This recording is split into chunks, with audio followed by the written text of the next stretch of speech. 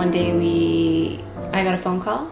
That day we just met to watch a movie and have coffee, and we were just talking all night long until we closed out Starbucks from where we live. And then I couldn't get rid of him after that. The rest is history. We were inseparable since. It was, I knew actually, like I didn't know in high school obviously because we were just friends, but I knew when we started to see each other more frequently that I was going to marry him. Through him actually is how my faith became stronger, honestly, because I grew up Catholic. I don't really know much about being Catholic. I went to church on my own eventually without my parents, and I started to understand it a little bit better, but still kind of confused. It's more on a spiritual level where we know our place with God, and he kind of helped me understand that a little bit better.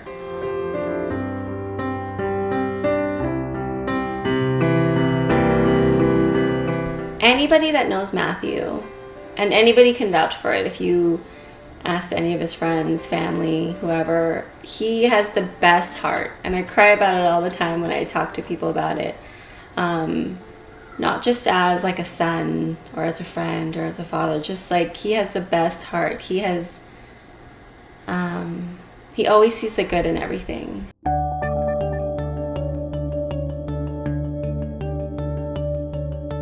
Matt, when he was growing up, he was very fragile because he's low in weight.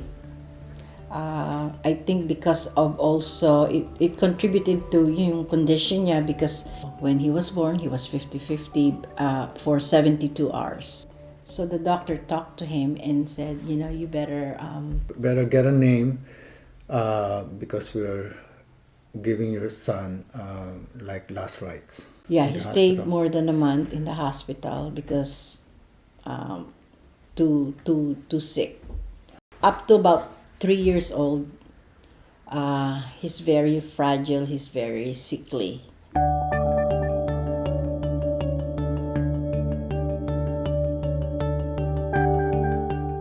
Congenital aortic stenosis. So the doctor said, you better stop playing basketball. So he was devastated because his dream was to be the first Filipino NBA player. Because the doctor said that when you reach like mid-20s or later 20s, you will need a heart surgery to correct that. Because it's not gonna get better. It's good right now because you're still young and the size of whatever artery has an defect. It's still okay, but when you get older, around 30s, you need surgery. We didn't really know anybody here, and we kind of just settled in, and my parents had introduced us to our landlords upstairs. Initially it was because Dinah wanted to go to school internationally, and I wanted to support her, and it was either Australia or Canada.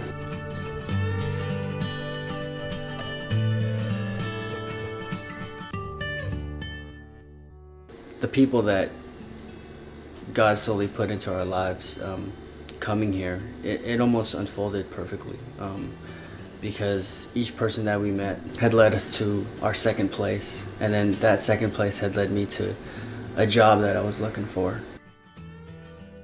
We called John D and Gina and said, hey, we should hang out, and we'd like to check out your church, and that's how we came to so that's WCF. That's how you went to Word Christian Fellowship. That's Yes. how you found us. Yes. As soon as I sat down at Word Christian Fellowship, I turned to Diane and said, this is home. This is where we should be. Great. And it just felt like a family. It felt like, even though we didn't know a lot of people, it already felt warm. It already felt like God was asking us, this is your place. This is where we're going to start you doing the work that I've asked you to do.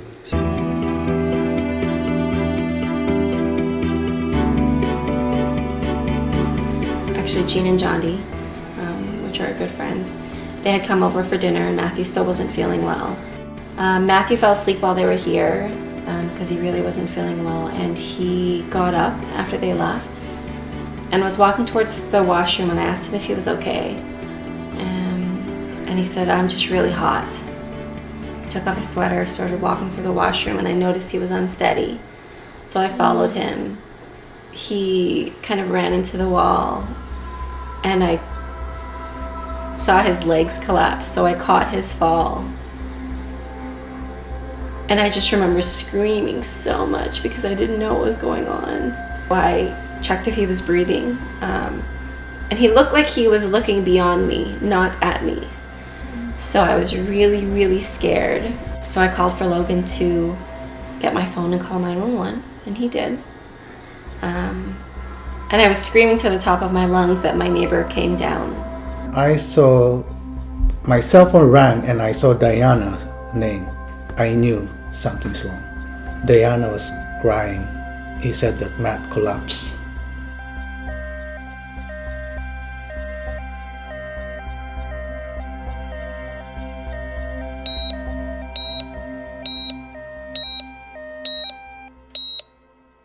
From that point on, it just started getting worse.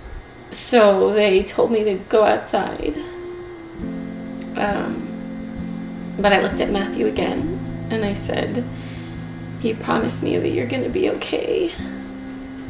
And he said, "I promise." And I said, "I love you." And then they did it. And I had to go outside. So I was sitting there by myself. I had no one to call.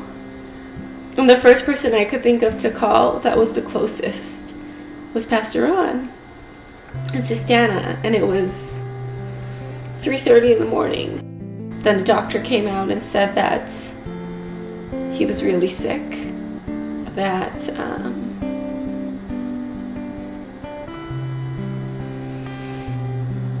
I should call his family.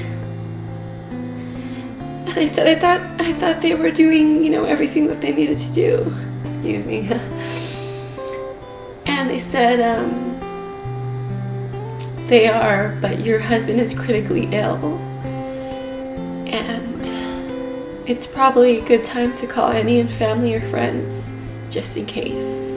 I don't know if I'm gonna scream in the middle of the night. I don't know. I mean, I was just helpless. Yeah, we didn't stop praying. Like, we were just. I don't even. We don't even know what to pray at this point. Like, Lord, save Matthew. Save Matthew. Save Matthew. Of course, I clung on to God just a little tighter.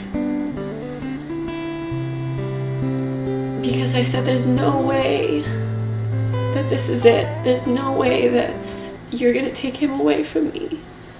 It was really hard because every time I prayed, people would come in and tell me that he's just so sick.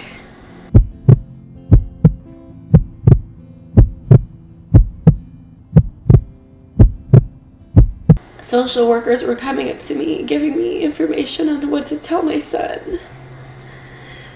And I couldn't even believe what I was reading, So they said they had to do an emergency open heart surgery, and that was his only chance to live. But even then, he had a 5% chance of survival.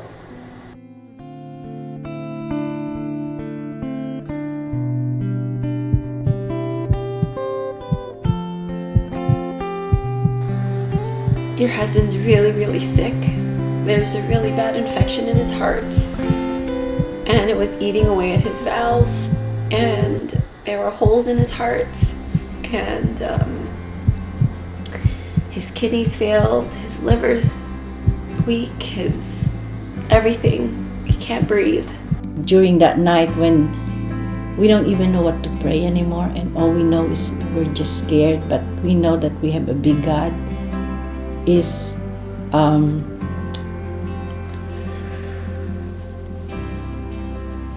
play some praise music, because I think when you praise Him, even in the middle of the storm, you know, the situation might not change, but God will give you that peace that surpasses all understanding. I pleaded to God every day. I pleaded and said, take me. If you have to take anyone, take me, because He is too good of a person to take now. He means so much to so many people that I would rather take His place. I'll give anything you want to have Him back, to see His eyes, to hear Him speak. So I was at His bedside every day praying that a miracle would happen. And I kept talking to God, saying, you've allowed this family to overcome so many obstacles. Everyone has witnessed so many miracles. Please let this be another one.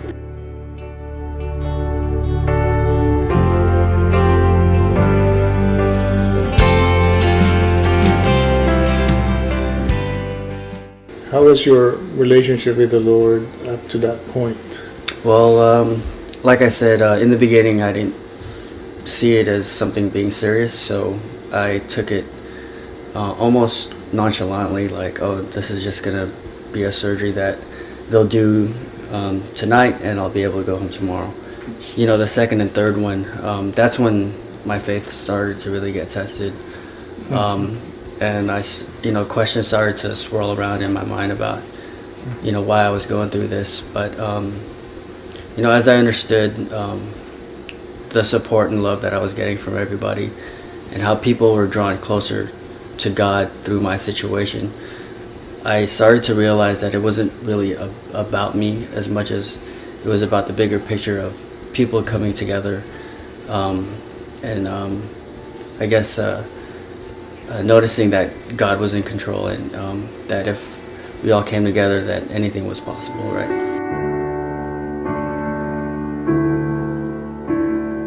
You gave me hope, you made me whole. God is already doing the purpose of why all this was happening. My oldest son, and my middle son, they got into a fight that lasted for 8 years, living in the same house, not talking.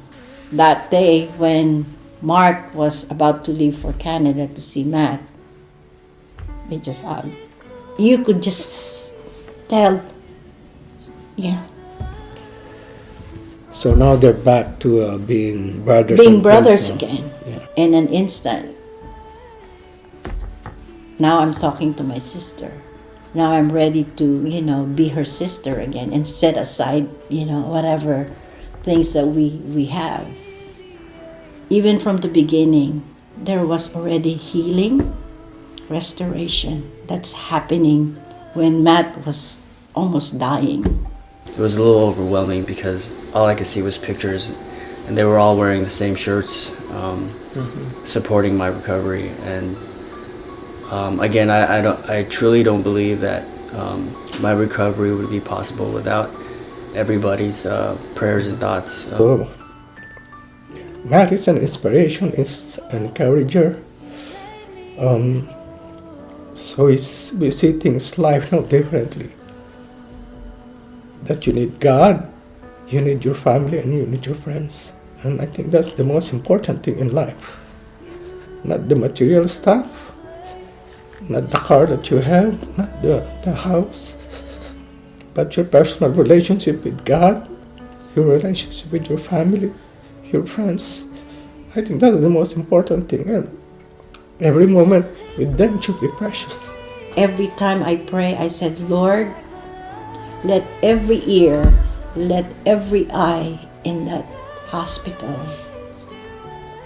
see and experience how the magnitude of your power. And all the people that's praying for Matt, let them hear the mighty, mighty things that you are doing in Matt's life. May Matt's life be a center stage of your greatness. And he did take the center stage.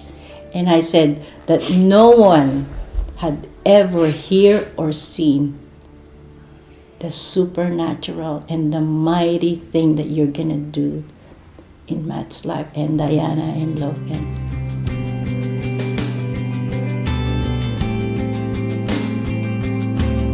Our faith in each other, our faith in, again, God and our family has just been magnified through every day that we go through, and we love each other more and more every day. I just know that